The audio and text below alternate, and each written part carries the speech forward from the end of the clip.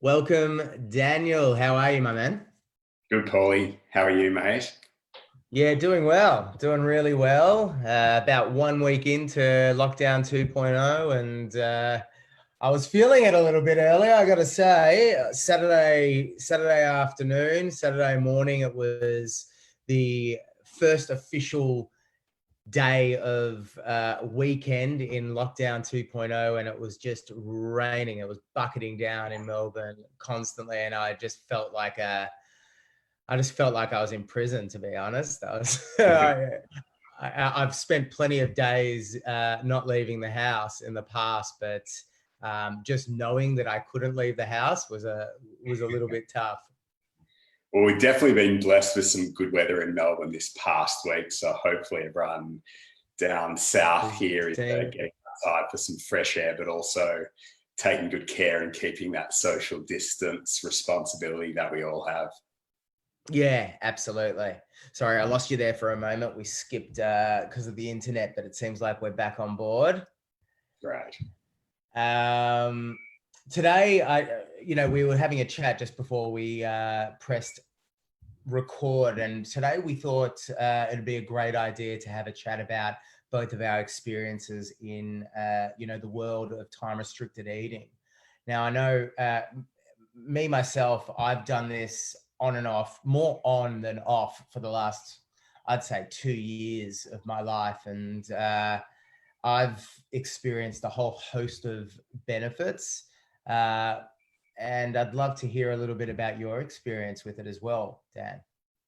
Yeah, so for me, it's been probably 13 months of being pretty consistent with time restricted eating, also known as intermittent fasting.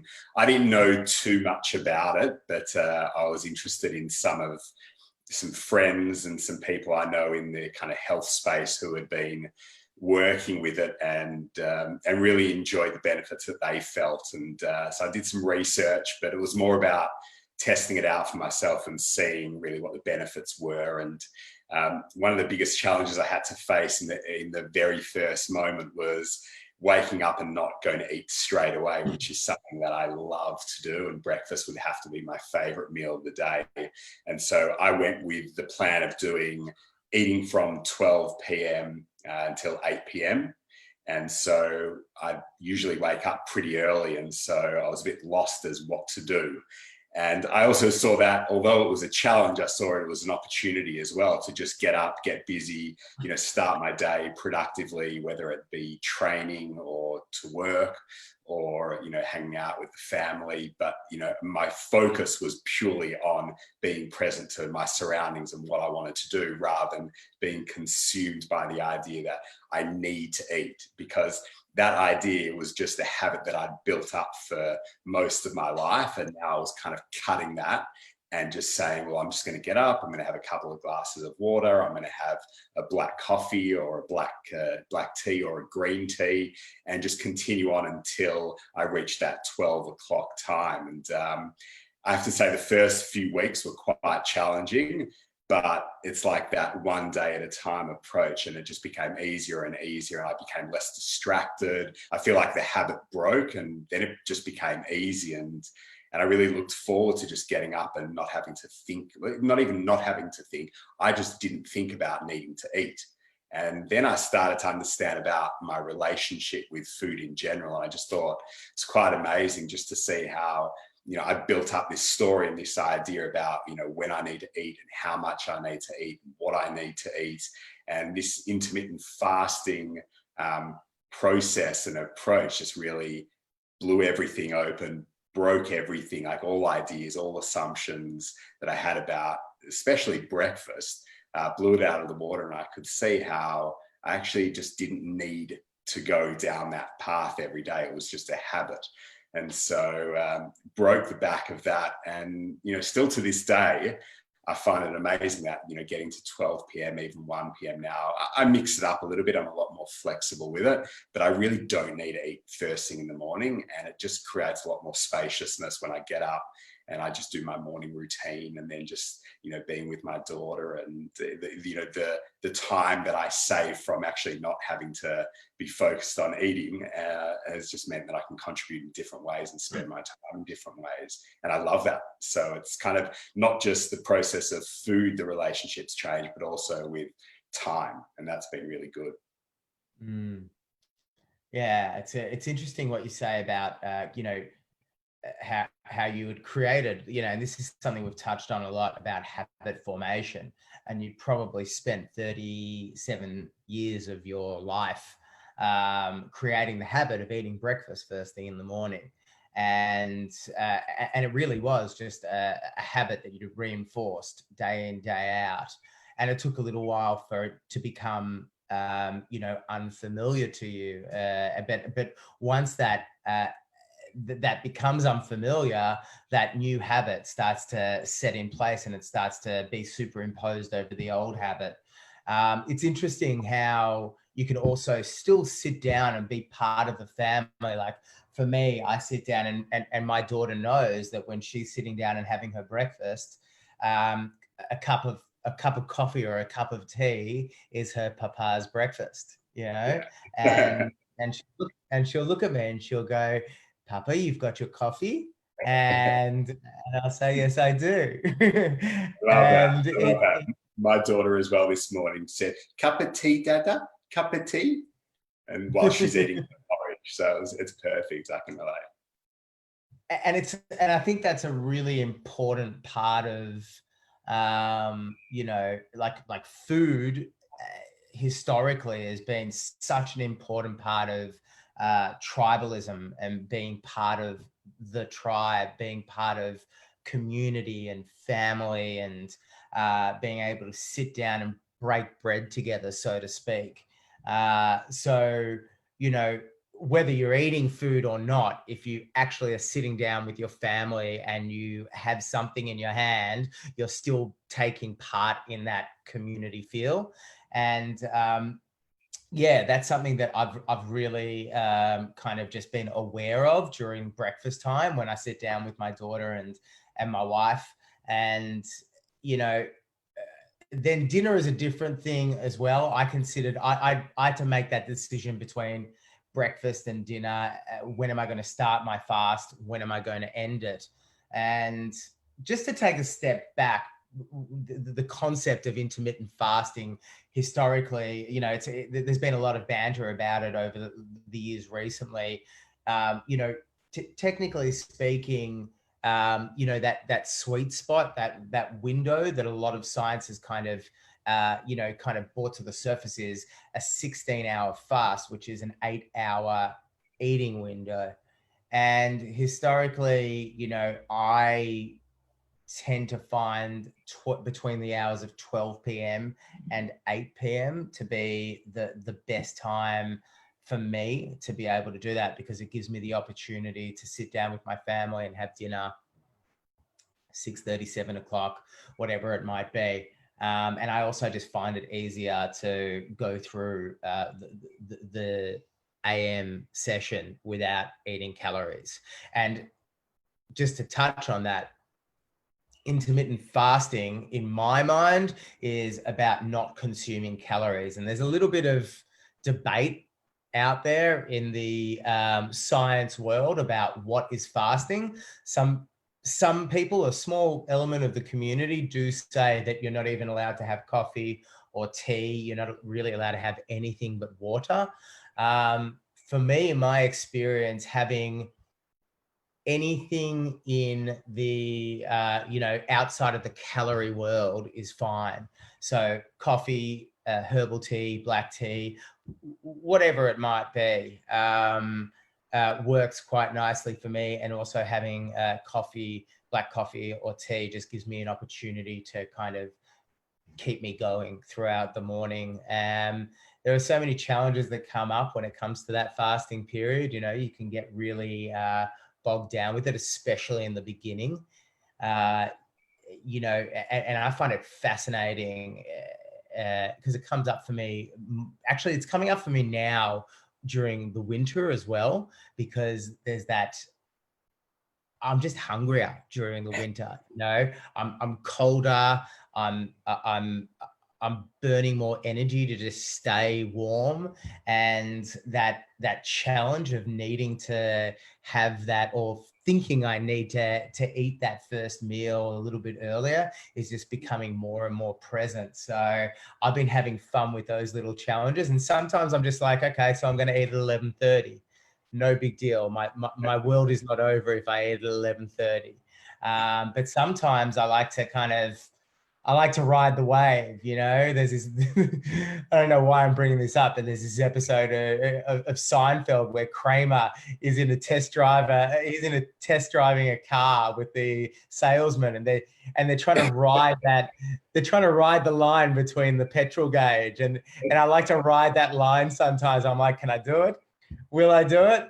And you know, that's a little bit of fun as well, you know. And you know, I'll bring some tools and tricks out of my toolbox, like, you know, having tea, getting on the water, whatever it might be, and then 12 o'clock, that meal just feels so much sweeter. So that's pretty cool. Yeah, love hearing that, and definitely feel free to bring any kind of Seinfeld banter into these Facebook lives. I think that can only do good things. Um, yeah, I Familiar with the definitely episode? agree. Sorry, Familiar with the episode? very, very familiar. And perfect to bring up in this context. But yeah, no doubt, like the challenge element to it's really powerful, and just kind of breaking through limitations and ideas, which I was speaking about before, I find really interesting. Also, just, you know, when there's nothing to do, I'll eat. You know, maybe that's something that's relatable too. And it's really powerful, you know, like it's an opportunity then to have a glass of water, and just, you know, that upkeep of hydration is a really good way to kind of, you just see, am I dehydrated or am I hungry? And it's like often that when, you know, I just know, like really in my experience, just drinking water really satiates me enough where I just kind of forget about needing to eat. And I'm not trying to get anywhere with this, but I just feel it's fun to explore with, you know, eating habits and just habits in general. And just that's really what I've really loved about this. You know, it's been 13 months. There was never really a plan on how long to do it for, but it's just become a lifestyle, and I love that. And I'm not exclusive with it, but I can just see what's needed now, and I feel like I'm much more clear-headed about that. And I just feel like it does serve my body, it serves my energy. I mean, there's so many like evidence-based, you know, facts now about some of the benefits you can receive from intermittent fasting, and that's definitely something great to explore. But really, just in my own experience, I do feel good. I love not feeling kind of heavy after a big first meal of the day, because it's just this lightness, and then I'll just eat when it feels natural. I just think that's been the biggest benefit, is just being really natural each day, when I'm going to eat, when I'm going to pause eating, when I'm thirsty, when I'm hungry. All these games, distraction and boredom, like there's many mental games in the process as well that I've kind of discovered through this approach to eating. And I recommend it. I think it's been really valuable for me. And I was actually doing it whilst I was training for a half Ironman. And that was quite an interesting experience too, to train without fueling my body. And I'm not saying that I'd recommend doing that, but it was interesting to see how capable I still was. And that was something I was fascinated with, because, you know, usually it's like eating bananas, doing gels, you know, loading up on carbs to go for long rides, runs, swims, you know, like what do I need to fuel my body with? And I really explored not doing that. And I was quite amazed at how I felt, and, you know, felt really, you know, I felt strong. I felt good, and I felt like, you know, completely fueled by just the energy I had in my body. And yeah, it was really impactful for me. And so I do a lot of training now in a fasted state, and whether that's in the morning, or, you know, if I do something in the afternoon, like I'm really clear, like I can do anything without, you know, fueling my body with food essentially. And that can be helpful too. And maybe that's relatable for other people. I'd love to hear, and I'd love to know. And I'd love to know from you, Paulie, what's it been like for you as someone who trains a lot? How's it supported you? Well, I got to tell you right now, I actually prefer training in a fasted state. since my experience of doing this, which I've got to say, it's got to be for about 3 years. I think I've done this intermittent fasting. I know I said two years at the beginning, but I was thinking back. I reckon I've been doing it for the better part of 3 years, and I historically train later in the morning, so towards the end of my fasting period, and I just feel like it's just I just feel a little bit more like in the zone, and I feel just a little bit heavier when I have something in my stomach and in my gut. You know, you were talking about scientific studies as well associated with you know, the benefits of intermittent fasting, and there are quite a few out there. A lot of a lot of this research still needs to develop and stuff like that. But there have been a lot of studies on mice and things out there that you know, can kind of lean towards it, you know, intermittent fasting being favorable towards mice at least. You know, like you talked about mental clarity, and it's very clear that intermittent fasting reduces inflammation in the brain when it comes to mice. That leads to you know, a lack of neurological disorders when it comes to mice. And you know, we draw the conclusions that we want between mice and humans, because we're not going to do it with humans. And it's just a lot easier to have a controlled study in that fashion. But like, when it comes to my own personal experience, with intermittent fasting, I know that I have a clearer head when I'm going through a period of fasting. And if I can push it even further, I tend to even get greater benefits in terms of that fasting window. Now, when it comes to weight loss, I found it really, really interesting. I've had some really, really favorable experiences with intermittent fasting with weight loss. In saying that, if the quality of food that you're eating when you're eating is poor, you know, you're going to get inflamed, you're going to get fat. It's just you can't lean, you know, all your cards on the fact that you're not eating for 16 hours in a day and then smash pizza and donuts and say, wow, I'm a new man, because it's, you know, it's simply a strategy, but it's not the strategy. And that's all it is. It's a strategy, and it's something that we need to experience, and we need to give a reasonable period of time to, and see whether it's serving us. And I know for me, in my own personal experience, it has served me for a number of reasons. And I've also gone through periods where I've kind of, after 6 months or a few months, I've just gone, you know what, I just want to try have a week of eating normally again, or, you know, like 3 square meals a day, or grazing throughout the day, and then I'll go back to it, which I also think is an interesting way to go about it. Because when it comes to training, when it comes to stimulating your brain, whatever type of stimulus you have, I think it's really important to keep adapting. So, you know, I always change my training methods to keep my body guessing when it comes to adaptation. And I think it's similar with my eating habits. It's important to throw a few curveballs in there, just so our bodies don't learn to expect a particular eating window. And that can happen in many different forms. So there's that. But you know, I have found that when I go back to eating first thing in the morning, there's like this subconscious expectation of hunger that follows it very, very quickly afterwards. So I actually did it. I think I was making Edie some porridge on the weekend, and I made myself some porridge, and I was like, an hour and a half later, I was like starving. I'd eaten at 7:30 with my daughter, and then at 9 o'clock I was starving. And usually I'm not even hungry until 11:30. And I was like, what is going on here? I've got something in my stomach, and I'm so much hungrier than I usually am. So I found that really interesting as well. So anyway, long story short, my experience with intermittent fasting is a really positive one. I've had some really great health benefits that I've noticed within my own system. Weight loss has been a when checked and coupled with other really important strategies, I find it to be a really, really powerful strategy to aid weight loss if that's what you want to move towards. And one of the main reasons is because you have less of an opportunity to consume and indulge in overeating when it comes to, you know, like smashing the calories as well. Not the calories is everything as well. You know, so many people are so hung up on one thing being, you know, the golden elixir to all your woes, or, you know, or just going across to the other side. It's just that perfect balance for you as an individual, which I find interesting.